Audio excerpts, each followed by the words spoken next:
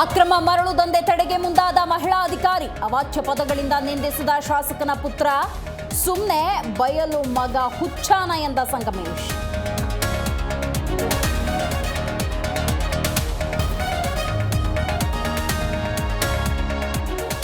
ವಾಹನ ಸವಾರರಿಗೆ ತಲೆನೋವು ತಂದ ಏರ್ಶೋ.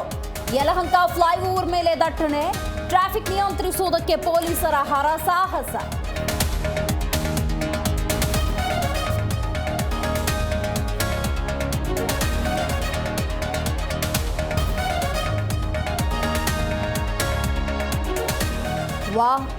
ಅವಹೇಳನಕಾರಿ ಪೋಸ್ಟ್, ಉದಯಗಿರಿ ಗಲಭೆ ಕೇಸ್, ಕಲ್ಲೇಟಿನಿಂದ 14ಕ್ಕೂ ಹೆಚ್ಚು ಪೊಲೀಸರಿಗೆ ಗಾಯ, ಪುಂಡರ ಹೆಡೆ ಮುರಿ ಕಟ್ಟುವುದಕ್ಕೆ ಮುಂದಾದ ಖಾಕಿ.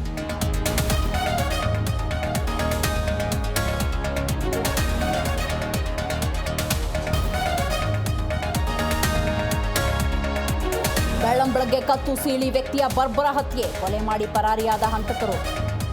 ಮದ್ದೂರಿನ ಲಕ್ಷ್ಮೇಗೌಡನ ದೊಡ್ಡಿಯಲ್ಲಿ ಘಟನೆ.